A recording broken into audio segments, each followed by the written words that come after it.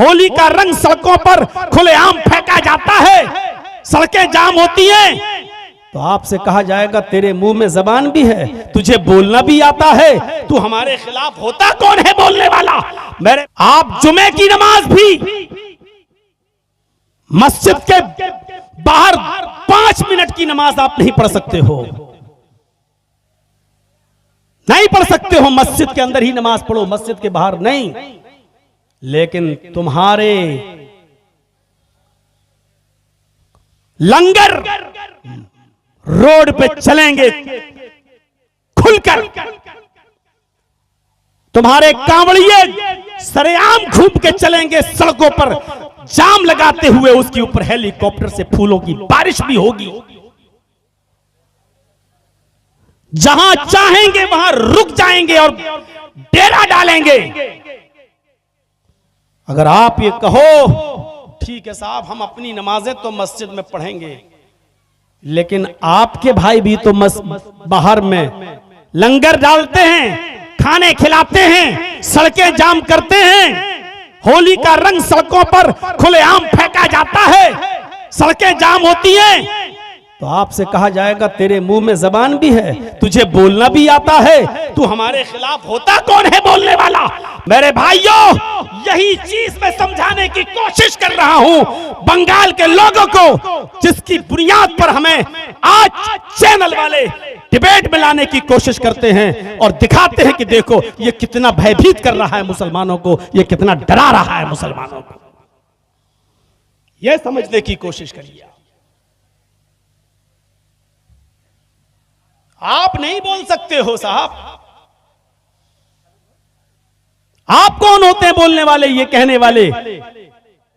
आप हमारे इलाके में आ जाइए, मंगल का दिन पूरा का पूरा हॉर्न, गाड़ियां सब जाम हो जाते हैं हॉर्न देते देते, क्योंकि वहां लंगर चलता है, खाने पीने का दौर चलता है। और गुरुद्वारे में चले जाइए चांदनी चौक पर मेरे भाइयों, हर संडे को हमारे सिख भाइयों का लंगर चलता है, पूरा रास्ता जाम हो जाता है। लेकिन आपने अगर 5 मिनट की नमाज पढ़ ली तो सारी आफतें और सारी मुसीबतें आप पैदा कर रहे हैं, रास्ते आप जाम कर रहे हैं। अगर आपने ये कह दिया कि आपके अंदर भी ऐसा हो रहा है, ये लोग ऐसा कर रहे हैं, तो तेरे अंदर जबान भी है, तू बोलता भी है, तेरे मुंह में जबान भी है। ये सूरत हाल है आज हमारी। इस कंडीशन को समझने की जरूरत है, हिकमत को। मेरे भाइयों, शेर ने शिकार किया गधे का, भेड़िए ने शिकार किया बकरी का, लोमड़ी ने शिकार किया खरगोश का। 3 जानवरों ने 3 जानवर को मारा। याद रखना, शेर ने किसको मारा? गधे को। भेड़िए ने किसको मारा? बकरी को। लोमड़ी ने किसको मारा? खरगोश को। अब शेर ने कहा भेड़िए से, भेड़िए बताओ कौन सा जानवर कौन खाएगा, तुम इंसाफ करो। शेर ने कहा, जज किसको बना दिया? भेड़िए को। तुम बताओ कौन सा जानवर कौन खाएगा। भेड़िया शेर के जुल्म को समझ नहीं पाया, ये नहीं जानता था कि ये शेर इतना जालिम है, वो समझ नहीं पाया। उसने कहा बहुत आसान है। कहा क्या आसान है? कहा गधा आपने मारा, बड़ा भी है, गधा आप खा लीजिए। बकरी मैंने मारी, मेरे हिसाब की ठीक है, बकरी मैं खा लेता हूं। और लोमड़ी ने खरगोश मारा, ये लोमड़ी खरगोश खा लेती है। तीनों ने 3 जानवर मारे, अपना अपना जानवर सब खा लें, आप गधा खा लो, मैं बकरी और लोमड़ी खरगोश। शेर ने कह दरा इधर थप्पड़ मारा, इतना बेकार फैसला, और पकड़ा और उसको उठा के फाड़ दिया, कत्ल कर दिया, नोच डाला उसको। अब ये भी मर गया। कमीना, फैसला करना आता नहीं, फैसला करने चले गए। लोमड़ी से कहा, ए कमीना, ये फैसला ही करना नहीं जानता, पता नहीं कहां से सीख के आया था। तुम बताओ कौन सा जानवर कौन खाएगा, तुम फैसला करो। लोमड़ी ने तो भेड़िए का हाल देख लिया। लोमड़ी कहती वाकई बड़ा पागल था, कमीने को फैसला करना ही नहीं आता था। अच्छा, तो तुम्हारा फैसला क्या है? अरे मेरा फैसला क्या है हुजूर, आप जंगल के राजा हैं, सुबह उठिए गधा खाइए, दोपहर में आप बकरी खा लीजिए, शाम को मुंह का जायका बदलने के लिए खरगोश खा लीजिए, और अब तो भेड़िया भी हाजिर है साहब, सोते वक्त भेड़िया भी खा लीजिए। ये चारों जानवर आप नहीं खाएंगे तो कौन खाएगा? आप जंगल के राजा हैं, ये चारों जानवर आपके हैं। दिन में सुबह उठिए तो गधा खा लीजिए, दोपहर में बकरी खा लीजिए, शाम को खरगोश खा लीजिए, और रात में भेड़िया खा लीजिए। ये चारों जानवर आपके हैं। शेर ने मुस्कुराते हुए कहा, इधर आओ। शाबाश, ये है फैसला। इतना अच्छा फैसला तुमने किससे सीखा? लोमड़ी ने कहा, हुजूर भेड़िए से सीखा है।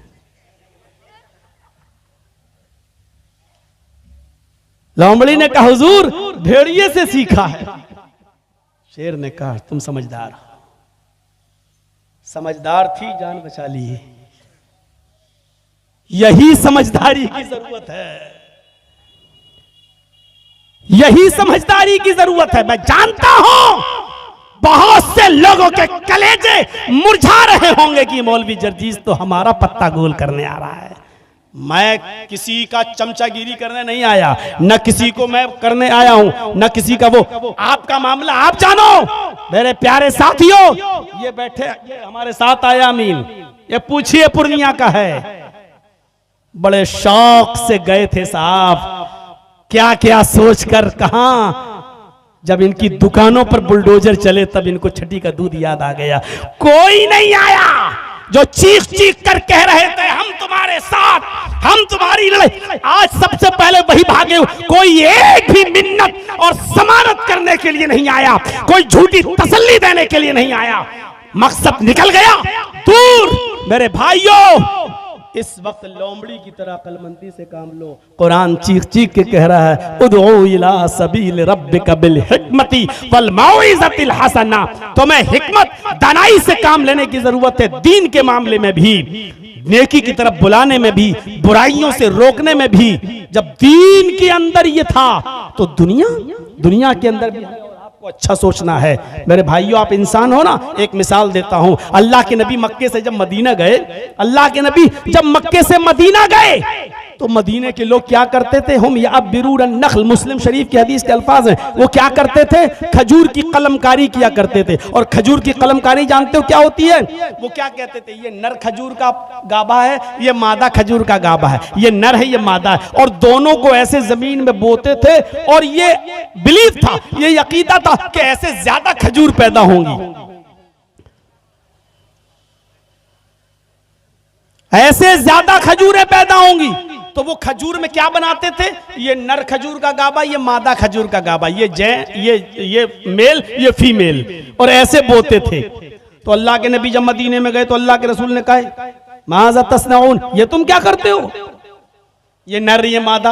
अल्लाह के रसूल, ऐसे खजूरें ज्यादा पैदा हो जाती हैं, नर मादा बना देता हूं तो खजूरें ज्यादा पैदा हो जाती हैं। अल्लाह के नबी ने फरमाया, लौ लम तफअलू लकाना खैरन, अगर तुम ऐसा न करते तो अच्छा होता, अगर ऐसा न करते तो अच्छा होता। उन्होंने छोड़ दिया, कहा नहीं करेंगे, ठीक है। फतरकूहु, छोड़ दिया। फनकसत, खजूर कम पैदा हुए।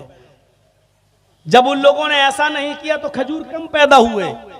उन्होंने शिकायत की, अल्लाह के रसूल, हम जैसा पहले बोते थे उससे खजूरें बहुत पैदा होती थी, आपने कहा ऐसा ना करते तो अच्छा होता, तो हमने छोड़ दिया। तो अल्लाह के नबी, फिर क्या हुआ? हमारे खजूरों में नुकसान हो गया, बहुत घाटा हो गया। तो अल्लाह के नबी ने फरमाया, इन्नमा अना बशर, मैं भी तो इंसान हूँ। क्या कहा? मैं भी तो इंसान हूँ। इज़ा अमरतुकुम बिशैइन मिन अम्रि दीनिकुम, जब मैं तुम्हें तुम्हारे दीन की कोई बात बताऊं तो ले लिया करो। व इज़ा अमरतुकुम बिशैइन मिन अम्रि दुनियाकुम फइन्नमा अना बशर, जब मैं तुम्हें तुम्हारी दुनिया की कोई बात बताऊं तो तुम ले भी सकते हो, छोड़ भी सकते हो। यानी अगर मेरी बात इंसान होने की हैसियत से अगर आपको नुकसान पहुंचा रही है तो तुम जैसा पहले करते थे वैसा करो। यानी तुम अपनी दुनिया को मुझसे ज्यादा अच्छी तरह समझते हो, अपने कारोबार को मुझसे ज्यादा अच्छा समझते हो। बंगाल वालों, मौलाना जर्जीस की बातों में मत आना।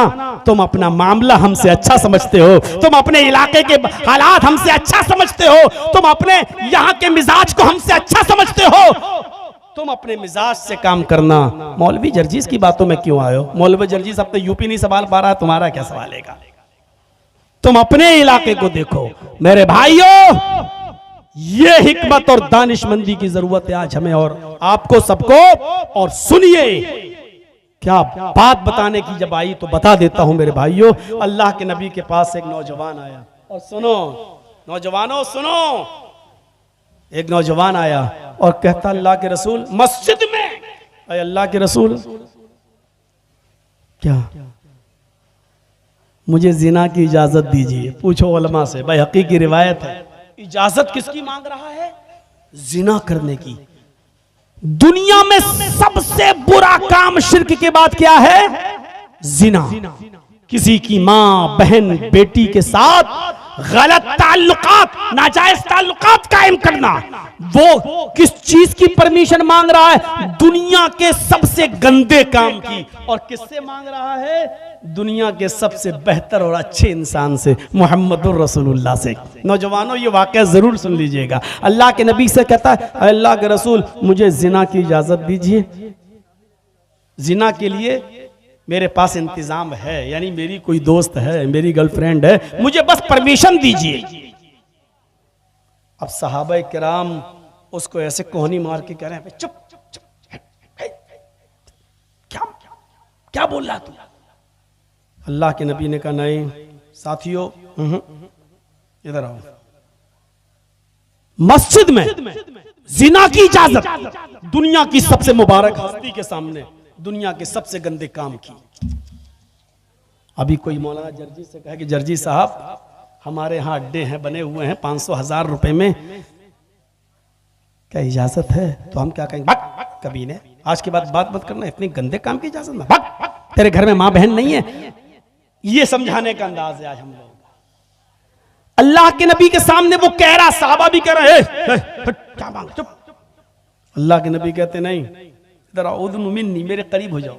बुलाया, क्या कह रहे हो? खुल के कहो, क्या कहते हो?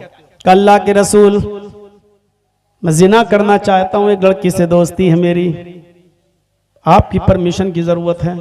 आपने कहा ठीक है मैं दे दूंगा परमिशन, लेकिन सुनो, जो काम तुम उस लड़की के साथ करना चाहते हो, अगर मैं तुमसे ये कहूं ये काम तुम अपनी माँ के साथ करो तो करोगे? क्या अंदाज था समझाने का। जो काम तुम उस लड़की के साथ करना चाहते हो, अगर मैं तुमसे ये कहूं कि ये काम तुम अपनी माँ के साथ करो, इसलिए कि जो चीज उसके पास है वही तुम्हारे माँ के पास भी है। सोचोगे आप? उसने कहा फिदा का भी वो उम्मी या रसूल अल्लाह, आए अल्लाह के नबी मेरे माँ बाप आप पर कुर्बान, मैं ऐसा नहीं कर सकता। कौन शरीफ इंसान है जो अपनी माँ के साथ जिना करेगा? आपने कहा अच्छा ठीक है, अपनी बहन के साथ ये काम करोगे? उसने कहा अल्लाह के नबी सल्लल्लाहु अलैहि वसल्लम मेरे माँ बाप आप पर कुर्बान, कोई भी शरीफ इंसान अपनी बहन के साथ भी ये काम नहीं करेगा। आपने कहा अपनी बेटी के साथ ये काम करोगे? उसने कहा अल्लाह के नबी कोई भी शरीफ इंसान अपनी बेटी के साथ भी ये काम नहीं कर सकता। आपने कहा अच्छा ऐसा करो, अपनी खाला के साथ ये काम कर लो। उसने कहा कोई शरीफ इंसान अपनी खाला के साथ भी ऐसा नहीं कर सकता। आपने फरमाया अपनी फूफी के साथ ये काम कर लो। कहता मेरे माँ बाप आप पर कुर्बान, आए अल्लाह के नबी कोई भी शरीफ इंसान अपनी फूफी के साथ भी ये काम नहीं कर सकता।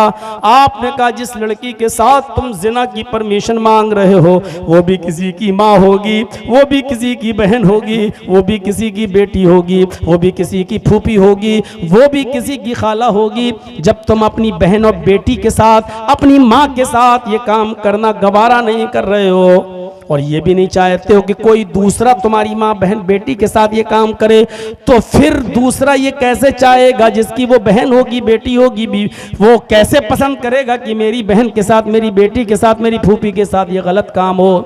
कैसे बर्दाश्त करेगा? बोलो तुम करोगे? कहा नहीं। तो फिर वो कैसे करेगा अगर उसको पता चलेगा तो? कहने लगा अल्लाह के नबी आपने जैसे समझाया मुझे अच्छी तरीके से इल्म हो गया, मेरे सर पे हाथ फेरिए और मेरे लिए दुआ करिए। अल्लाह के नबी ने उसके सर पे हाथ फेरते हुए फरमाया आय अल्लाह इस नौजवान की नजरों की हिफाजत फरमा। उस नौजवान का बयान है कि उस दिन की तारीख से फिर मेरी नजर किसी लड़की तो छोड़ो, किसी हराम चीज की तरफ फिर मेरी नजर नहीं उठी। इस अंदाज से समझाते थे, डायरेक्ट ये नहीं कहते थे भाग जिना की इजाजत लेने आया, नहीं, आपने कहा इधर आओ। समझाया तो ऐसे समझाया कि ये काम क्या तुम अपनी माँ के साथ करोगे, अपनी बहन के साथ करोगे, अपनी बेटी के साथ करने को तैयार हो, अपनी फूफी और चची के साथ करने को तैयार हो। उसने हर बात पे कहा नहीं। आज भी किसी से पूछा जाए तो वो यही कहेगा कि नहीं, मेरे इटावा में एक रिक्शे वाला था, बहुत पुरानी बात है, मेरे इटावा में एक रिक्शे वाला था, एक अमीर आदमी उस आदमी के रिक्शे पर बैठता है और इत्तेफाक देखिए उससे कोई झगड़ा हो जाता है किसी बात का, वो अमीर आदमी बड़ा सोर्स वाला था, उसने मारा पीटा और झगड़े का इल्जाम उस लड़के के ऊपर, उस रिक्शे वाले उस गरीब आदमी के ऊपर लगा दिया और उसको जेल भिजवा दिया और ऐसा घिनौना इल्जाम लगवाया जिस पर उसको 4 साल की सजा होती है। उसके बाप नहीं थे, उस लड़के की मां नहीं थी, सिर्फ एक बहन थी, वो बहन भी 17-18 साल की हो चुकी थी। उसको सिर्फ जेल में फिक्र थी तो अपनी बहन की फिक्र थी कि मेरी बहन, पूरी जिम्मेदारी मेरे ऊपर, मैं अपनी बहन के हाथ पीले करने वाला था, उसकी शादी रिक्शा चला चला कर कमा कमा कर अपनी बहन की शादी करने की तैयारी कर रहा था, लेकिन मुझे को जेल में डाल दिया गया। 4 साल तक उसने अपनी बहन का चेहरा नहीं देखा और 4 साल के बाद जब अपनी सजा पूरी करने के बाद जब अपने घर लौटा तो क्या देखता है कि मेरे गांव का एक बुजुर्ग आदमी, मेरे गांव का एक मोतबर आदमी मेरी बहन को अपने घर में अपनी बेटी की तरह रखे हुए हैं। उसने उसकी परवरिश की, खिलाया पिलाया और आराम से रखा। उसके बाद वो लड़की, वो बहन जब अपने भाई के सीने से चिपकती है, रोती है, आंखों में आंसू आते हैं, तो इस लड़की ने रोते हुए कहा कि भाई, अगर ये अब्बू ना होते, ये बुजुर्ग ना होते तो आपकी बहन मुंह दिखाने के लायक न रहती।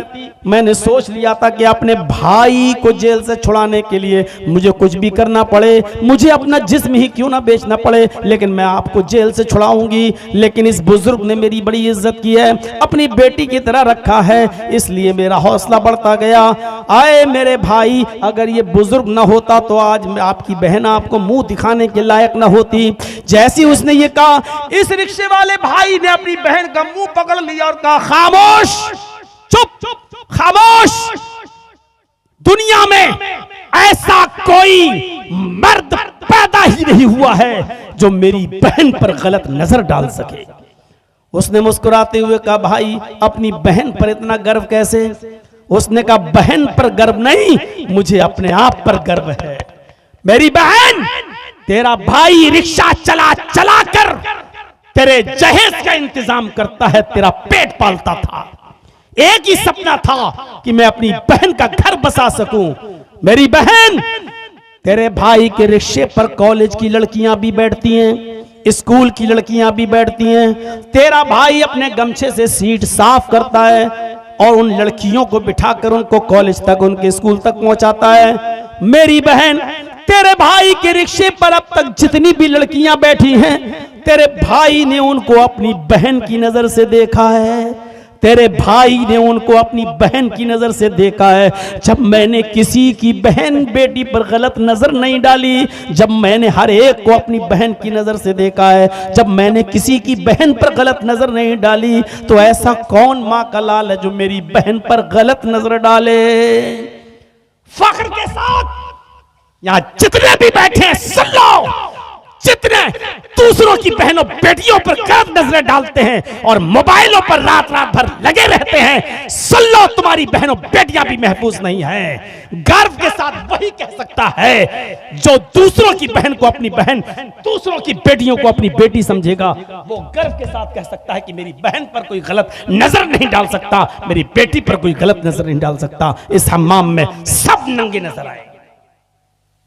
है इतनी हिम्मत, है इतनी जुर्रत, है इतनी बहादुरी जो ये कह सको, मेरे भाइयों, हमें और आपको पहचानना पड़ेगा। अल्लाह के रसूल इस तरीके से बुराइयों को रुकवा रहे हैं, नहीं भगा नहीं रहे हैं। आप कह रहे हैं अपनी बहन के साथ, अपनी मां के साथ करोगे नहीं, आखिरकार शर्मिंदा होता है और आप उसके लिए दुआ करते हैं। अपने आप को बुराइयों से बचाओ। इस हद तक बचाओ कि अल्लाह के नबी रमजान के महीने में एतिकाफ में बैठे हुए हैं। एतिकाफ समझते हैं ना, एतिकाफ में बैठे हुए हैं। 2 बीवियां अल्लाह के रसूल सल्लल्लाहु अलैहि वसल्लम से मुलाकात करने के लिए आती हैं। 2 बीवियां, नबी की 2 बीवियां मुलाकात करने आती हैं। अगर कोई मर्द मस्जिद में एतिकाफ में बैठा है तो उसकी बेटी मिलने आ सकती, उसकी बीवी भी उससे मिलने आ सकती है, कोई बुराई नहीं है। अल्लाह के नबी एतिकाफ में बैठे हैं, आपकी 2 बीवियां आपसे मिलने आई, थोड़ी देर रुकी, घर की बात हुई और चलने लगी।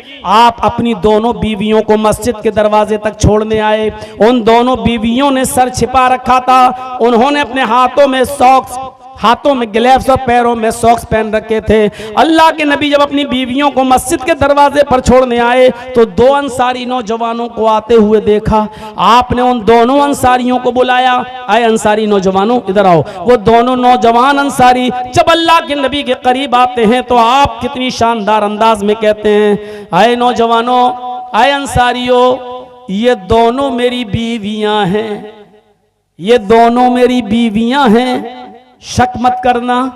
अल्लाह के नबी आप कैसी बात कर रहे हैं, आपके ऊपर कौन शक कर सकता है? आपने कहा नहीं, यहां से गुजरने के बाद शैतान जो खून की रगों में दौड़ता है वो हमारे दिलों में ये वसवसा डाल सकता है। पता नहीं मोहम्मद किन औरतों से बात कर रहा था। देखो ये दोनों मेरी बीवियां हैं, कोई पराई नहीं है। इस तरीके से गुनाहों से बचा करते थे कि आपको शक है कि ये दोनों जाने के बाद कहीं मेरे बारे में गलत बातें न फैलाएं। आप बुलाकर कहते थे ये दोनों मेरी बीवियां हैं, कोई और नहीं।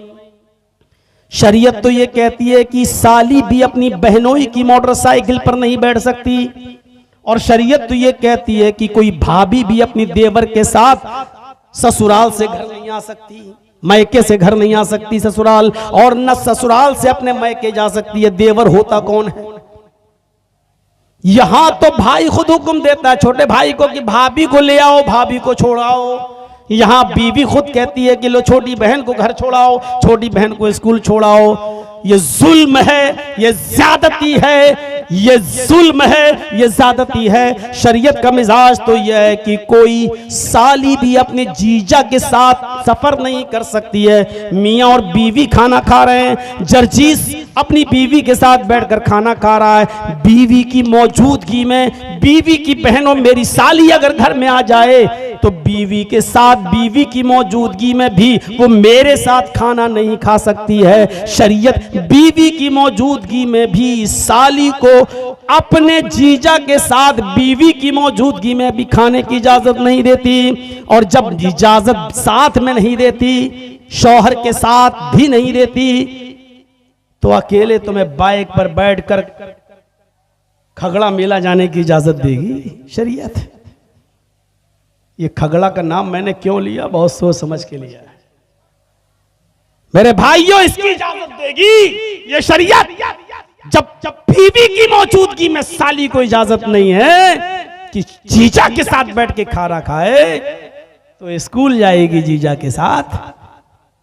और यही हाल भाभी का भी है, अपने देवर के साथ खाना नहीं खा सकती है, अपने शौहर की मौजूदगी में भी पर्दा है, और पर्दा भी इतना जबरदस्त। और आई तल हम व या रसूल अल्लाह, अल्लाह के रसूल क्या देवर से भी पर्दा करूं? आपने कहा दुनिया वालों से कुछ कमी हो जाए तो चलेगा, देवर से नहीं। कहा देवर से भी करूं? कहा देवर तो मौत है, अलहमुल मौत, देवर तो मौत है, देवर मौत।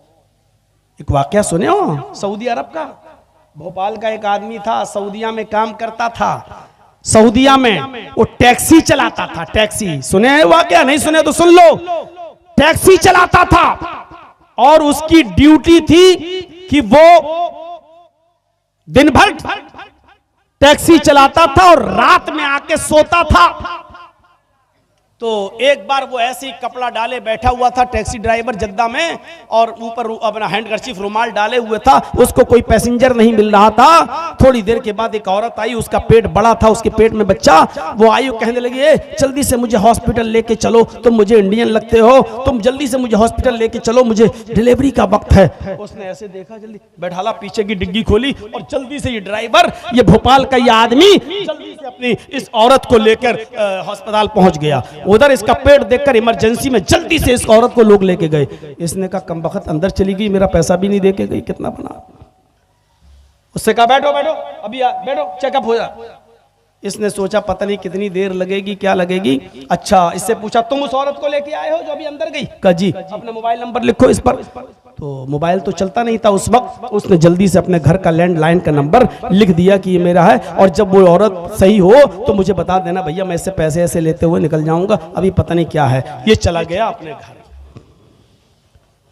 रात में अपने घर सोया, सुबह फजर में उठा, घंटी बज गई, फोन की, हेलो जी, कल आप उस औरत को लेके आए थे? जी जी जी जी। हॉस्पिटल में छोड़ा था, अब वही बोल रहे हैं? जी। अरे यार, कहां अपनी बीवी को तुम छोड़ के चले गए हो? हैं? बताओ, बेचारी रात भर परेशान रही, जल्दी आओ, जल्दी आओ, तुम्हें याद कर रही है, लड़का हुआ है तुम्हें। उसने कहा, ए डॉक्टर, दिमाग ठीक है तेरा? अच्छा हुआ ये फोन मैंने उठाया, मेरी बीवी ने नहीं उठाया, वरना यही महाभारत का युद्ध हो जाता। कहा आ रहे हो या नहीं आ रहे हो? इंडियन लोग बड़े कमीने होते हैं, पहले ये सब कर लेते हैं, बाद में कहते हैं कि बीवी नहीं है मेरी, इधर जल्दी आओ, नहीं तो अभी पुलिस भेजता हूं तुम्हारे घर। नहीं नहीं नहीं, मैं आ रहा हूं। सीधे गया ड्राइवर टैक्सी चलाते हुए और सीधे उसी रूम में पहुंचा जहां ये लड़की औरत थी, और डांटते हुए कहता, कमबख्त चुड़ैल नागिन डाइन, मैं ही मिला था हैं इस बच्चे का बाप कहलाने के लिए, तुझे शर्म नहीं आई? मैंने तेरे साथ हमदर्दी की और यहां तक लेके आया, बजाय मेरे पैसे देने के इस बच्चे का बाप मुझे बता रही है। अब वो रो के कहती, अरे आपको क्या हो गया है? थोड़ी सी लड़ाई में आप इतनी बड़ी सजा दे रहे हैं। अरे हर मियां बीवी में लड़ाई हो जाती है, थोड़ी सी सजा का आप इतना बड़ा मुझे अरे वो तो गले पड़ गई इसके। इसने कहा, डॉक्टर साहब ये मेरी बीवी नहीं है। बहुत हुज्जत चली, वो कहती, अल्लाह की कसम इसी का बच्चा है, और ये कहता, अल्लाह की कसम इसका बच्चा, मेरा बच्चा नहीं है। मामला इतना तूल पकड़ गया, इतना तूल पकड़ गया कि डॉक्टरों ने आके कहा, अच्छा रुको, अभी डीएनए टेस्ट करता हूं तुम्हारा इस बच्चे के खून से। और जैसे ही बच्चे का ब्लड और इसका ब्लड लिया, तो औरत कहती है कि डॉक्टर साहब, मशीनें कभी कभी गलत रिपोर्ट भी दे देती हैं। अभी आदमी कहता, चुप, गलत रिपोर्ट दे देती हैं मशीनें, गलत रिपोर्ट देती हैं, तू गलत है। डॉक्टर ने कहा, कोई बात नहीं, 2 दिन में पता चल जाएगा, जाओ 2 दिन के बाद आना। अब ये 2 दिन के बाद जब रिपोर्ट आई तो डॉक्टर ये गया भागते हुए, कहा, डॉक्टर साहब क्या हुआ? डॉक्टर साहब ने उसी औरत के सामने इसकी रिपोर्ट पेश करते हुए कहा, ये झूठी है, तुम बिल्कुल सही हो, डीएनए टेस्ट से ये साबित हो गया है कि ये बच्चा तुम्हारा नहीं है, ये झूठी है, मक्कार है ये औरत। अब औरत कहती, डॉक्टर साहब मैंने कहा था ना कि मशीनें कभी कभी गलत रिपोर्ट दे देती है, ये डॉक्टर साहब ये बिल्कुल गलत है, मैं फिर कसम खा के कहती हूँ ये इसी का बच्चा है। अब ये कहता, चुप, तेरी पोल सामने खुल गई है, तू नालायक औरत है, पता नहीं किसका पाप अपने पेट में पालती हो मेरे ऊपर। अब गरीबान पकड़ लेती है, डॉक्टर साहब इसी का बच्चा है। डॉक्टर साहब सर पकड़ के कहते, छोड़ इसको। अरे मेरी बहन, मैं कैसे बताऊं तुझे, इसकी रिपोर्ट में आया ये बच्चा है ही नहीं इसका। कहा, नहीं इसी का बच्चा है। कहा डॉक्टर साहब ने, बहन इसकी रिपोर्ट बताती है ये बाप बन ही नहीं सकता, और तुम कह रही हो कि ये बच्चा इसका है, ये तो बाप बन ही नहीं सकता, इसकी रिपोर्ट में साफ आया है कि ये बाप बनने के लायक ही नहीं है। अब इसका दिमाग चकराया, क्या क्या कह रहे हो, मैं बाप नहीं बन सकता? डॉक्टर साहब मेरे 6 बच्चे हैं। डॉक्टर साहब, मेरे पूरी जिंदगी में ऐसा केस नहीं आया है, तुम्हारे 6 बच्चे हैं, रिपोर्ट बता रही तुम बाप नहीं बन सकते हो। अब वो औरत कह रही है, मैंने कहा था ना रिपोर्ट गलत हो जाती है, कभी कभी मशीनें गलत रिपोर्ट देती हैं। ये आदमी कहता, चुप चुप, ये तो सही है कि ये बच्चा मेरा नहीं है, लेकिन ये रिपोर्ट गलत है कि मैं बाप नहीं बन सकता। डॉक्टर ने कहा, पकड़ो फाइल, घर जाओ और देखो तुम्हारे खेत पर कौन किसान हल जोत रहा है। अब यहां से अब वो आया ड्राइवर, जैसे उसने रखा गाड़ी में फाइल, चलाते हुए कहता है अगर ये रिपोर्ट सही है तो ये बताइए ये हल जोत कौन रहा है मेरे घर में। सीधे घर में घुसा और दह लाठी, दह डंडे, दह जूते अपनी बीवी को। कह रही क्या हुआ अचानक तुम्हें? कहा ये बता कि ये बच्चे किसके हैं। कहा आपके कैसी बात करते, तुम्हें शर्म नहीं आती अपने बच्चों को? फिर मारा। मेरी रिपोर्ट ये बता रही है कि मैं बाप नहीं बन सकता, ये बता ये बच्चे किसके, नहीं तो उसी वक्त तक मारता रहूं। जब वो तबीयत से पिट चुकी तब कहती है सुनिए मैं बता रही हूं ये आपके बच्चे नहीं है। कहा ये तो मैं जानता ही हूं ये मेरे बच्चे नहीं है, ये बता कि बाप है कौन। कहा कि आपका भाई। कहा क्यों? कहा आप दिन में टैक्सी चलाते हैं, रात में सोते हैं। वो रात में टैक्सी चलाता है, दिन में यही रहता है। ओ तो कहा कि आप बाप बन ही नहीं पा रहे थे, मुझे खुशियां चाहिए थी तो इसलिए मैंने एक बार मिला, एक बार मिली तो फिर उसके बाद में ताल्लुकात बढ़ गए। 6 बच्चे उसके। उसने कहा यहां अगर तुम्हारी रिपोर्ट करूंगा तो बहुत सख्त सजा मिलेगी, जब बच्चे भी ये मेरे नहीं है इसी के हैं तो अब चलो इंडिया में मैं तुम्हें तलाक देता हूं, अब तुम इसी के साथ तुम इससे शादी करना, इसके साथ रहना, यही तुम्हारी सजा है। बच्चे किसके? छोटे भाई के। इस हदीस की रोशनी में अब बताओ कैसा लग रहा है। अरअयतल हमवा, देवर के बारे में आपका क्या ख्याल है? अल्लाह के नबी ने फरमाया अलहमुल मौत, देवर तो मौत है, ये मौत ही तो हुआ। मेरे भाइयों कभी कभी हमें दबकर भी समझौते करना पड़ते हैं। खुद हमारे नबी जनाब मोहम्मद रसूलुल्लाह सल्लल्लाहु अलैहि वसल्लम ने भी दबकर समझौते किए हैं। यहां सीना तानने की जरूरत नहीं। मौलाना जर्जिस एक बोल रहा है ना वहां यूपी में, एक पार्टी का जिम्मेदार, मौलवी जर्जिस डरपोक है, खुद ही भाग जाए बंगाल, हम क्यों जाएं, वो डरपोक है। इस तरीके की बात।